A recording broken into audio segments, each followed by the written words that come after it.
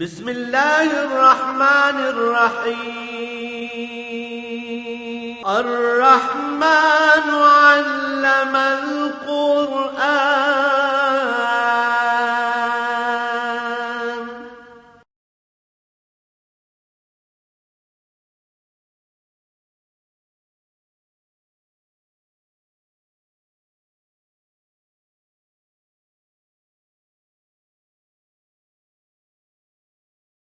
الحمد للہ رب العالمین والصلاة والسلام علی حبیبہ محمد وآلہ وصحبہ اجمعین۔ اعوذ باللہ من الشیطان الرجیم، بسم اللہ الرحمن الرحیم۔ وَلِكُلِّ أُمَّةٍ أَجَلٌ فَإِذَا جَاءَ أَجَلُهُمْ لَا يَسْتَأْخِرُونَ سَاعَةً وَلَا يَسْتَقْدِمُونَ۔ یا بنی آدم اما یاتینکم رسل منکم یقصون علیکم آیاتی فمن اتقى واصلح فلا خوف علیہم ولا هم یحزنون والذین کذبوا بآیاتنا واستکبروا عنها اولئک اصحاب النار هم فیہا خالدون۔ فمن اظلم ممن افترى علی اللہ کذبا او کذب بآیاته اولئک ینالهم نصیبهم من الکتاب حتی اذا جاءتهم رسلنا یتوفونهم قالوا این ما کنتم تدعون من دون اللہ قالوا ضلوا عنا وشهدوا علی انفسهم انهم كانوا کافرین۔ اللهم سبحانک لا علم لنا الا ما علمتنا انک انت العلیم الحکیم۔ مولا یا صلی وسلم دائما ابدا علی حبیبک خیر الخلق کلہم۔ سادہ سا عام فہم مفہوم ان آیات مبارکہ کا یہ ہے کہ ہر جماعت یا ہر گروہ کے لیے ایک معین وقت ہے، جب ان کا وقت مقررہ آ جاتا ہے تو وہ نہ اس سے پہلے انہیں کچھ ہوتا ہے اور نہ اس کے بعد انہیں کوئی مہلت دی جا سکتی۔ اے اولاد آدم، تمہارے پاس میری طرف سے رسول آئیں گے، نبی آئیں گے جو تم پر میری آیات تلاوت کریں گے، تو جس کسی نے پرہیزگاری اختیار کی، اپنی اصلاح کر دی، اسے نہ کوئی ڈر ہوگا نہ کوئی افسوس۔ جن لوگوں نے میری آیات کا انکار کیا اور تکبر کیا وہ دوزخ کے رہنے والے ہیں، اس میں ہمیشہ رہیں گے۔ اور اس سے بڑا ظالم کون ہے جو اللہ پر جھوٹ بولے اور یا اس کی آیات کو جھوٹا کہے۔ ایسے لوگوں کو بھی جو ان کی قسمت میں لکھا ہے دنیا میں وہ مل جائے گا، حتیٰ کہ جب ہمارے فرشتے موت کے وقت ان کے پاس آئیں گے تو ان سے سوال کریں گے کہ تم اللہ کو چھوڑ کر کہاں گم رہے؟ تمہارے جن کو تم اللہ کے علاوہ بلاتے تھے وہ آج کہاں ہیں؟ اللہ کو چھوڑ کر جن کی اطاعت کرتے تھے، جن کی پوجا کرتے رہے، جن کو پکارتے رہے، وہ کہاں ہیں؟ تو کہیں گے وہ ہم سے گم ہو گئے، غائب ہو گئے۔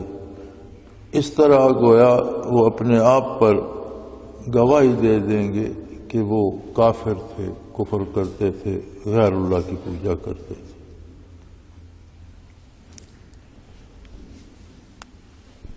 پہلے آیہ کریمہ میں بات چل رہی تھی اطاعت الہی کی، اور پوشیدہ یا ظاہر بے حیائی سے یا گناہ سے یا بغاوت سے رک جانے کی۔ تو فرمایا انسان کے پاس دنیا میں ایک معین وقت تک کے لیے فرصت ہے،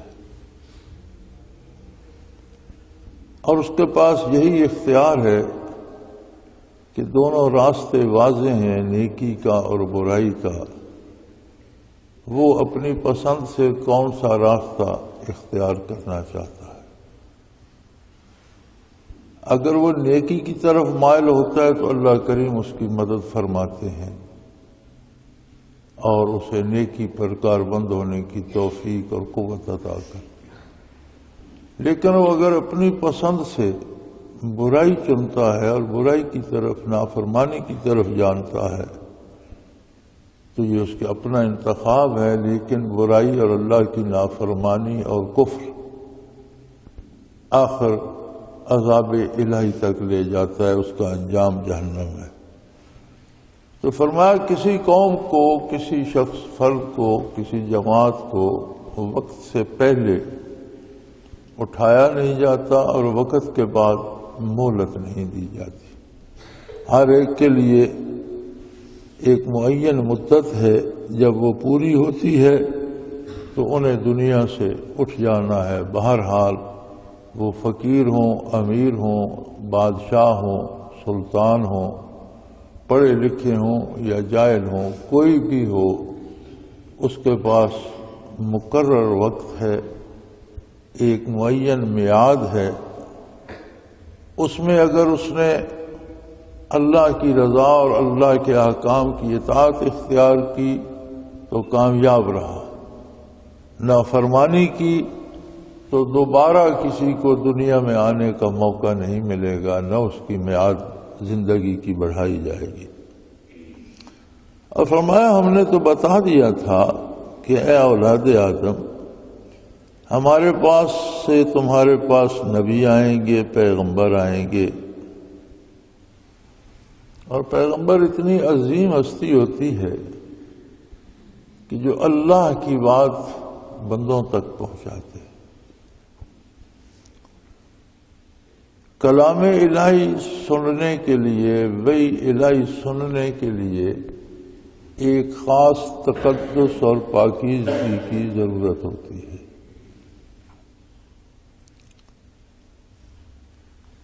حتیٰ کہ انبیاء کا تقدس ملائکہ سے بڑھ کر ہوتا ہے۔ حضور نبی کریم صلی اللہ علیہ وآلہ وسلم کی روح مبارک کی بات نہ کریں، جسم اطہر کی بات کریں، جو انسانی جسم تھا، جو بشری جسم تھا، جو اولاد آدم میں سے تھا۔ آپ کا جسم اطہر، آپ کی بشریت بھی اتنی پاکیزہ اور اتنی لطیف تھی کہ شب معراج سدرۃ المنتہا پر جا کر فرشتوں کے سردار حضرت جبرائیل امین نے عرض کی کہ یا رسول اللہ، یہ میری حد ہے، اس سے آگے میں نہیں جا سکتا۔ اگر یکسر موئے برتر پرم فروغ تجلا وسوزت پرم، اگر میں اس سے سر منہ بھی آگے حرکت کروں تو تجلیات باری مجھے جلا کر راہ کر دے۔ لیکن آپ وجود اطہر کے ساتھ اس سے آگے تشریف لے گئے۔ بات روح کی نہیں، بات وجود اطہر کی ہے۔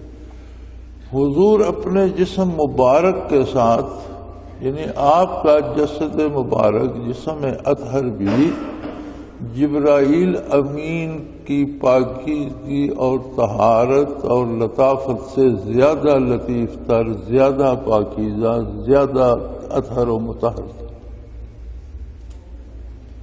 تو کلام الہی کو سننے اور قبول کرنے، یہ سمجھنے کے لیے وہ طہارت چاہیے ہوتی ہے جو انبیاء کو نصیب ہوتی ہے۔ اسی لیے نبی معصوم عن الخطا ہوتے ہیں، کسی نبی سے گناہ صادر ہونے کا کوئی تصور نہیں، یعنی وہ کر سکتے ہی نہیں، ان میں وہ مادہ ہی نہیں ہوتا۔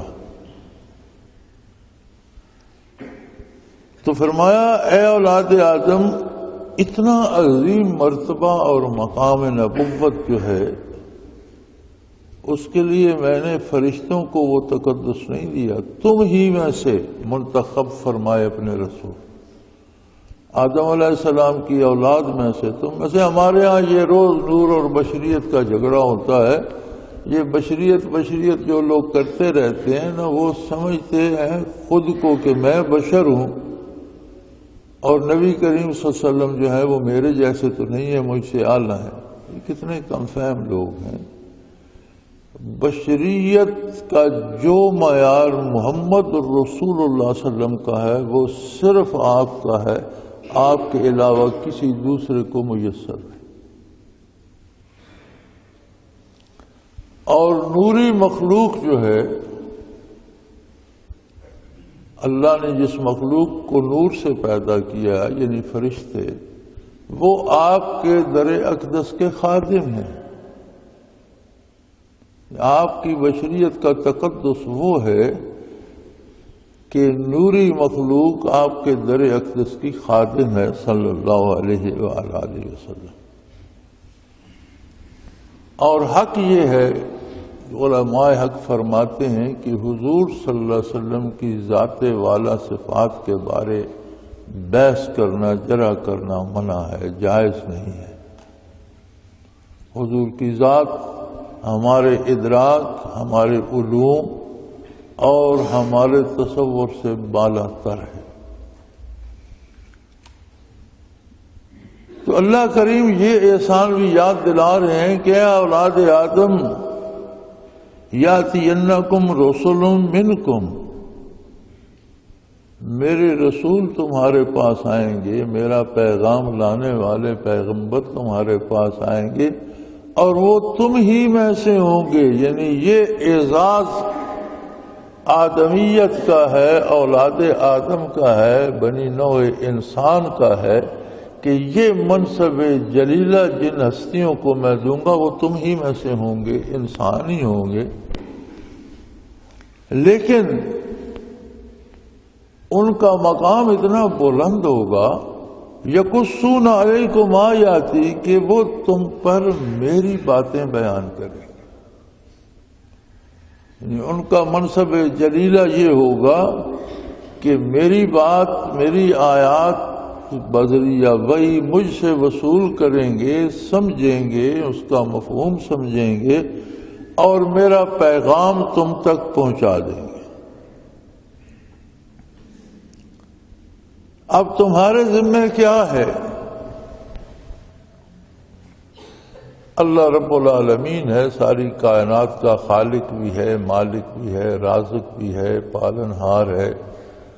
جو کچھ جس کسی کے پاس ہے وہ صرف اللہ کا دیا ہوا ہے، اس کا عطا کردہ ہے، ساری نعمتیں اسی کی دی ہوئی ہیں۔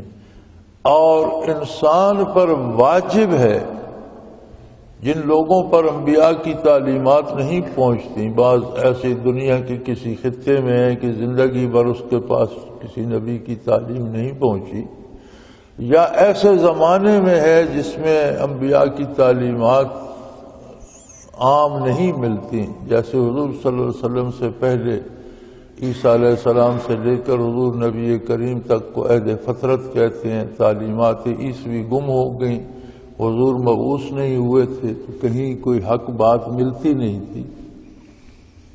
تو ان پر بھی واجب ہو جاتا ہے کہ وہ اس نظام کو دیکھ کر، سورج کا طلوع و غروب، موسموں کا تغیر و تبدل، کائنات میں تخلیق کا مسلسل عمل، اس اپنے آپ کو، اپنے وجود کو، اپنے اندر کو، اس سارے کو دیکھ کر وہ یہ سمجھ لیں کہ کوئی واحد و لا شریک ہستی ہے جو اس نظام کو چلا رہی ہے، کوئی اس کے ساتھ اس کے نظام کو روکنے والا، ٹکرانے والا، اس کی مخالفت کرنے والی کوئی دوسری ہستی نہیں ہے، وہ واحد ہے، لا شریک ہے۔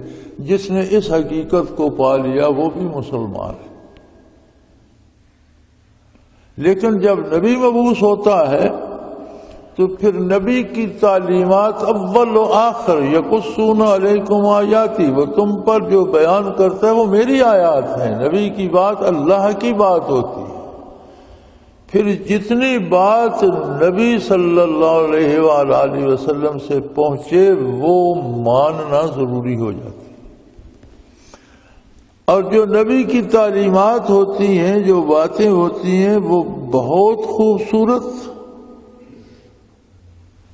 بہت مزیدار، بہت نفع رساں، نقصان سے بچانے والی حیات جاوداں بخشنے والی اور تباہی سے حفاظت کرنے والی ہوتی ہیں۔ نبی کی تعلیمات ایسی نہیں ہوتی کہ بندے پر گراں گزریں، بلکہ اس کی تعلیم و ترقی کے لیے ضروری ہوتی ہیں۔ دنیاوی زندگی کا مزہ بھی نبی کی اتباع میں ہے، نبی کی تعلیمات کے اتباع میں ہے، اور اس کے ساتھ اس کی آخرت بھی سنور جاتی ہے۔ یعنی یہ جو عارضی زندگی ہے، اس میں بھی وہی لوگ خوش رہتے ہیں، خوشحال رہتے ہیں جو اللہ کے نبی کی اطاعت کرتے ہیں، اور دائمی زندگی کی خوشحالی بھی انہی کو نصیب ہوتی ہے۔ سو فرمایا یقصون علیکم آیاتی، میرے انبیاء اپنی طرف سے تمہیں کچھ نہیں کہیں گے، تمہیں میری تعلیمات پہنچائیں گے۔ اب تم میں سے فمن اتقی، جس نے تقوی اختیار کر لیا۔ تقوی کیا ہے؟ اللہ جل شانہ سے اطاعت کا تعلق۔ جس نے ان باتوں پر عمل کیا، انہیں دل و جان سے قبول کیا، ان پر ایمان لایا، اللہ پر، اللہ کے نبی پر، نبی کے ارشادات پر، اور اپنی عملی زندگی واصلح، اپنی عملی زندگی کی اصلاح کر دی۔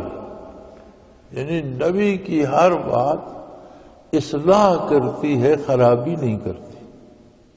تعلیمات نبوت کا کمال یہ ہوتا ہے کہ نبی کا ہر ارشاد اصلاح کرتا ہے، دنیوی امور میں بھی، اخروی امور میں بھی، زندگی میں بھی، موت میں بھی، خانگی تعلقات ہوں یا معاشرتی تعلقات ہوں یا لوگوں سے لین دین ہو، ذاتی بات ہو، خاندانی ہو، معاشرتی ہو، ماحول کی ہو، ملک کی ہو، قوم کی ہو یا بین الاقوامی، ہر شعبہ زندگی میں نبی صلی اللہ علیہ وسلم کی تعلیمات اصلاح فرماتی ہیں۔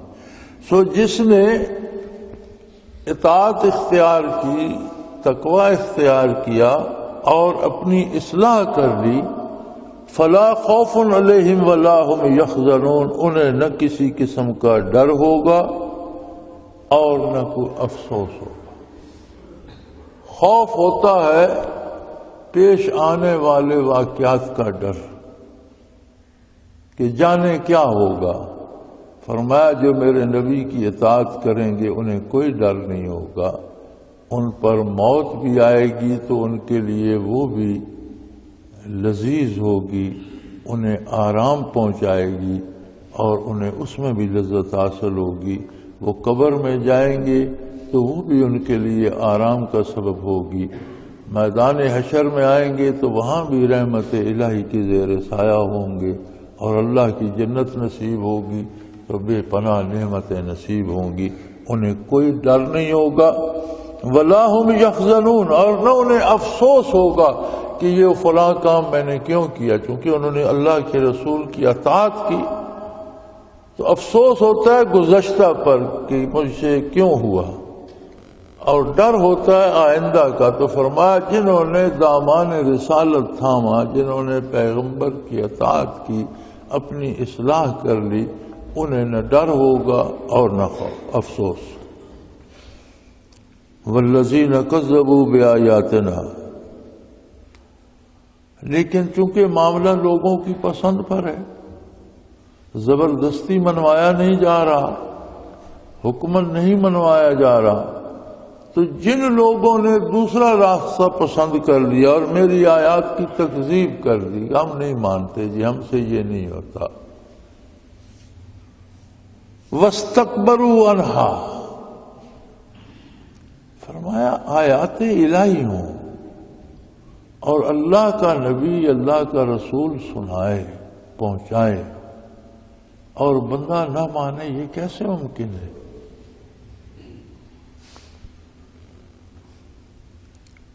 فرمایا انسان میں ایک بیماری پیدا ہو جاتی ہے جسے تکبر کہتے ہیں۔ تکبر اپنے آپ کو بڑا سمجھنا۔ یہ شیطان نے شروع کیا تھا جب سجدہ کرنے کا حکم ہوا آدم علیہ السلام کو اور اس نے انکار کر دیا تو پوچھا گیا کہ تم نے سجدہ کیوں نہیں کیا؟ تو اس نے کہا انا خیر منہ، میں اس سے بہتر ہوں، میں اپنے سے کمتر کو سجدہ کیوں کروں؟ اس سے تو میں بہتر ہوں۔ خلقتنی من نار و خلقتہ من طین، آپ نے مجھے آگ سے پیدا کیا اور اس کو مٹی کیچڑ سے پیدا کیا، یعنی اللہ کی خالقیت کا اقرار بھی کر رہا ہے، اس کے خالق ہونے کا اقرار بھی کر رہا ہے اور ساتھ انکار بھی کر رہا ہے، اور یہاں اپنا فیصلہ دے رہا ہے۔ اگر خالق اللہ کو مان رہا ہے تو پھر اسے فیصلہ بھی اللہ کا ماننا چاہیے۔ خالق بہتر جانتا ہے کہ کون افضل ہے اور کون اس سے کمتر ہے، لیکن خالق تو اللہ کو مان رہا ہے، فیصلہ اپنا، ججمنٹ اپنی دے رہا ہے کہ میں چونکہ آگ سے پیدا ہوں اور یہ مٹی سے، آگ مٹی سے بہتر ہے۔ فرمایا وہ شیطنت، شیطان کے ساتھ تعلق رکھنے میں، شیطان کی پیروی کرنے میں، وہ شیطنت اور وہ تکبر بندے میں بھی آ جاتا ہے، اور بندہ بھی اپنے آپ کو بہت کچھ سمجھنے لگتا ہے، پھر وہ اپنی رائے کو فوقیت دے دیتا ہے احکام الہی پر۔ اللہ کریم نے صلاۃ پنجگانہ فرض فرمائی، اور جب تک حواس قائم ہے، کوئی پاگل نہیں ہو جاتا یا بے ہوش نہیں ہو جاتا یا اس کے حواس قائم ہے، اس پر پنجگانہ نماز فرض ہے۔ بیمار ہے، کھڑا نہیں ہو سکتا، بیٹھ کر پڑھ لے، وضو نہیں کر سکتا تیمم کر لے، بیٹھ نہیں سکتا لیٹ کر اشارے سے پڑھ لے، 4 رکعت نہیں پڑھ سکتا 2 پڑھ لے، لیکن معافی نہیں ہے۔ اپنے وقت پر ان الصلاۃ کانت علی المؤمنین کتابا موقوتا، ایمان والوں پر اپنے وقت پر نماز فرض ہو جاتی ہے۔ ہر فرض نماز کے اوقات ہیں، ان اوقات میں اس کا ادا کرنا فرض عین ہے، اس سے کوئی مفر نہیں۔ آپ دیکھیں گے معاشرے میں لوگ کہتے ہیں چھوڑو جی نمازوں کو، نمازوں میں کیا رکھا ہے، ہم ویسے بڑی نیکیاں کرتے ہیں، میں جھوٹ نہیں بولتا، میں نے کسی کا مال نہیں کھایا، میں نے یہ نہیں کیا، میں نے وہ نہیں کیا، اور بڑی نیکیاں جو معاشرے میں ہم کرتے ہیں، نمازوں میں کیا رکھا ہے۔ اب یہ بظاہر سادہ سا جملہ ہے، لیکن یہ صریح کفر ہے۔ یہ ایک جملہ بندے کو ایمان کی صف سے نکال کر کفر کی قطار میں کھڑا کر دیتا ہے۔ یہ فیصلہ بندہ اپنی طرف سے کر رہا ہے نا، اللہ کا حکم تو ہے کہ نماز وقت پر ادا کرو، اب یہ کہا نماز میں کیا رکھا ہے، تو گویا یہ شیطان کی طرح اپنے آپ کو بڑا سمجھ کر فیصلہ دے رہا ہے کہ اللہ نے فضول حکم دے دیا، اس میں کیا رکھا ہے۔ اور آج کے معاشرے میں آپ اکثریت کو دیکھیں گے کہ جو نماز ادا نہیں کرتے، ان سے بات کرو، کہتے ہیں دیکھیوں ہے جی نمازی، نماز میں کیا رکھا ہے، ہم اور بہت نیکیاں کرتے ہیں۔ بھائی جو بندہ بنیادی اطاعت الہی نہیں کرتا، وہ اور کون سی نیکیاں کرتا ہو؟ گویا نیکی بدی بھی اپنی طرف سے مقرر کر لیتے ہیں، جو کام خود کو پسند ہے کہتے ہیں یہ میں نے نیکی کر لی۔ تو فرمایا اللہ کی آیات کا کوئی انکار کیوں کرے گا؟ فرمایا بندے میں تکبر پیدا ہو جاتا ہے، اپنے آپ کو بڑا سمجھنے لگ جاتا ہے، اپنی رائے کو زیادہ اہمیت دینے لگ جاتا ہے۔ اس تکبر میں آ کر وہ اللہ کی آیات کا انکار کر دیتے۔ جیسے ایک یہ بات مثال کے طور پر میں نے عرض کی، کو کہتا کیا رکھا ہے نماز میں، تو گویا اس نے احکام الہی کا انکار کر دیا۔ ایسے لوگوں کے لیے فرمایا اولئک اصحاب النار، یہ لوگ دوزخ میں رہنے والے ہیں، ایسے لوگوں کے لیے جہنم تیار کی گئی ہے۔ اور پھر جو ایمان ضائع کر کے مر جائے گا، کفر پر مر جائے گا، کفر پر موت آ گئی جس کو، اسے دوزخ میں پھر ہمیشہ ہمیشہ رہنا، نہ وہ وہاں مر سکے گا، نہ وہاں کوئی زندگی کا تصور ہوگا۔ یعنی جینے کا تصور اس لیے نہیں ہوگا کہ ہر وقت مختلف عذاب اور آگ ہر وقت اسے جلا رہی ہوگی، اور مر نہیں سکے گا، کبھی ختم نہیں ہوگا۔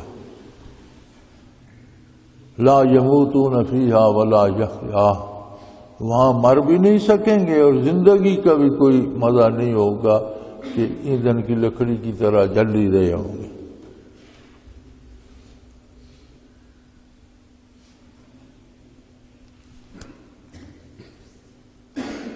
اور فرمایا بہت بڑی سزا ہے جہنم،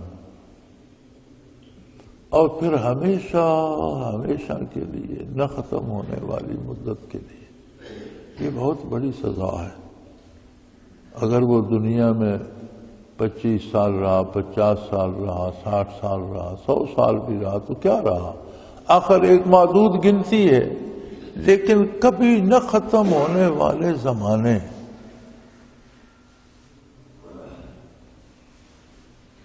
تو بہت بڑی لمبی سزا ہے۔ فرمایا فمن اظلم ممن افترى على الله كذبا وكذب بآياته، سزا بہت بڑی ہے، جرم بھی اتنا ہی بڑا ہے۔ دن تھوڑے تھے اس کے پاس، لیکن اس میں جرم بہت بڑا، اس سے بڑا ظلم اور کیا ہوگا کہ کوئی اللہ کی آیات کا انکار کر دے، اللہ کی آیات پر عمل نہ کرے، اللہ کے احکام کو نہ مانے اور الٹا اس کی آیات کی تکذیب کرے۔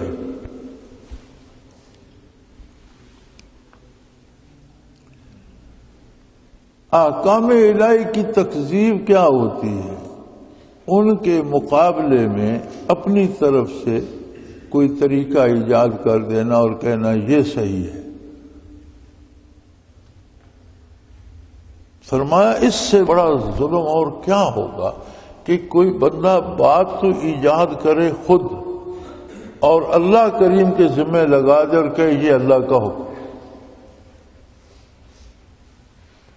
اور یہ بھی آج کے معاشرے کی ایک بہت بڑی بیماری ہے کہ ہم رسومات خود ایجاد کرتے ہیں یا کسی دوسری قوم سے لے لیتے ہیں، یا ہم سے پہلے کسی نے وہ رسم ایجاد کر دی جس کا حکم اللہ کی کتاب میں نہیں ہے، اللہ کے نبی کی سنت میں نہیں ہے، ایسی بات جس کی تعلیم حضور نے نہیں دی صلی اللہ علیہ وسلم، تو لوگوں نے بطور رسم ایجاد کر لی، پھر اسی کو کار ثواب ہی نہیں معیار اسلام سمجھ لیتے ہیں۔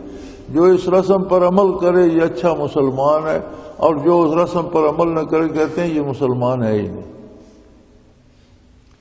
یہ جرم ہے جو بہت بڑا جرم ہے کہ اپنی طرف سے رسم ایجاد کی جائے اور اسے ثواب کا، عبادت کا یا حکم الہی کا درجہ دے دیا جائے۔ تو فرمایا اس سے بڑا اور کسی ظلم کا کیا تصور ہو سکتا ہے کہ کوئی اللہ پر جھوٹ بولے، اللہ کے ذمہ جھوٹ لگائے، جو حکم اللہ نے نہیں دیا وہ اللہ کے ذمہ لگائے، اور جو اللہ کے احکام ہیں ان کا انکار کر دے۔ وَكَذَّبَ بِآيَاتِهِ، جو واقعی اللہ کے احکام ہیں ان کا انکار کر دے، اور جو رسومات خود گھڑی ہیں وہ اللہ کے ذمہ لگا دے۔ جس طرح آج مذہب کے نام پر عیسائی، یہودی، ہندو، سکھ، جین مت، بدھ بے شمار رسومات بنا رکھی ہیں، سب کہتے ہیں یہ احکام الہی ہیں، حالانکہ سارے انہوں نے خود گھڑے ہوئے ہیں۔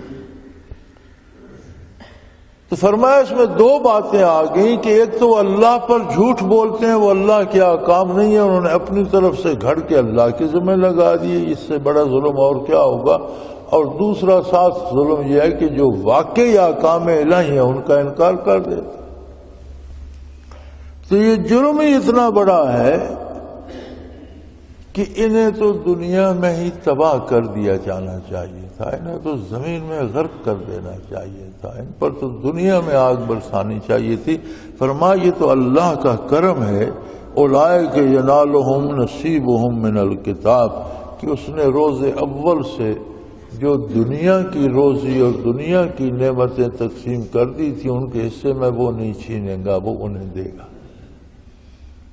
انہیں زندگی بھی ملے گی، انہیں صحت بھی ملے گی، اولاد بھی ہوگی، ان کے پاس دولت بھی ہوگی، حکومتیں، اختیارات بھی ہوں گے۔ جو کچھ اس نے تقسیم کر دیا ہے، جو اس نے ان کے مقدر میں لکھ دیا ہے، وہ نہیں چھینے گا، وہ تو انہیں ملے گا، لیکن بالآخر میرے فرشتے موت کا پیغام لے کر ان کے پاس آ جائیں گے۔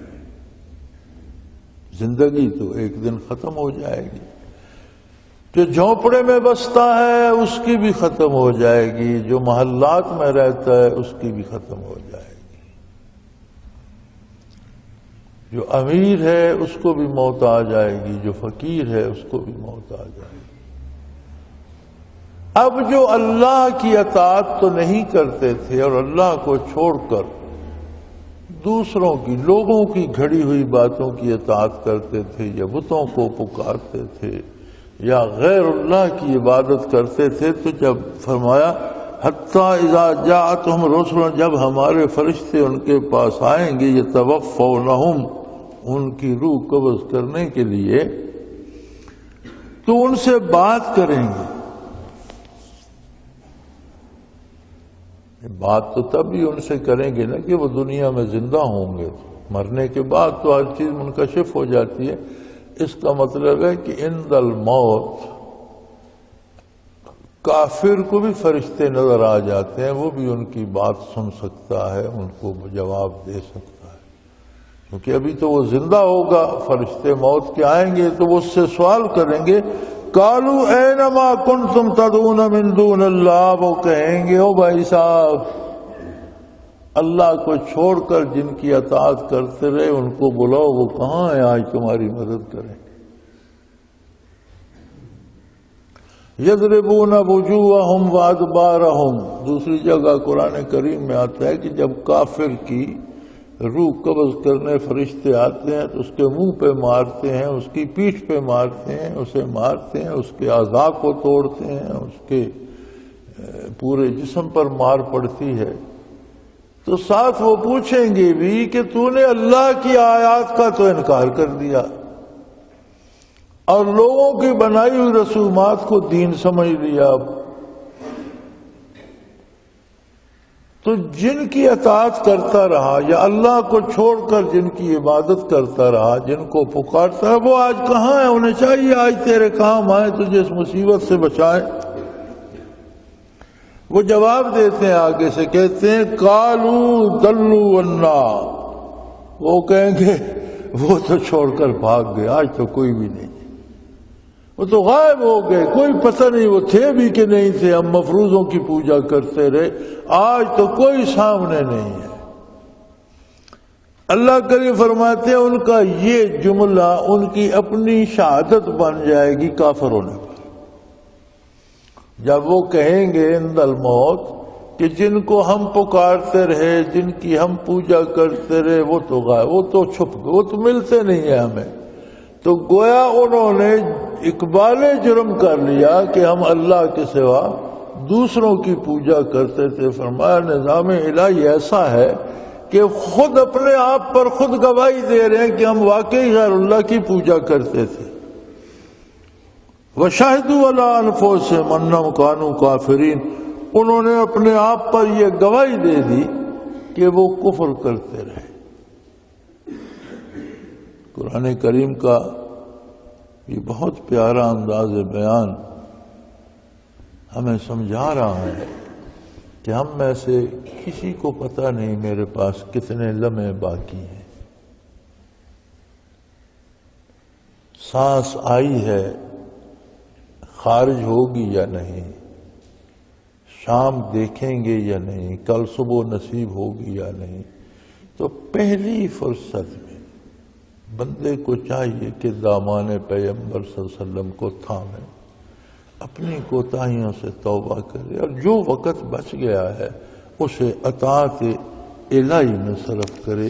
یہ سارے قصے قرآن اس غرض سے بیان کر رہا ہے کہ ہم اپنی اصلاح کریں۔ وآخر دعوانا ان الحمدللہ رب العالمین۔ اللہ اللہ اللہ اللہ اللہ اللہ اللہ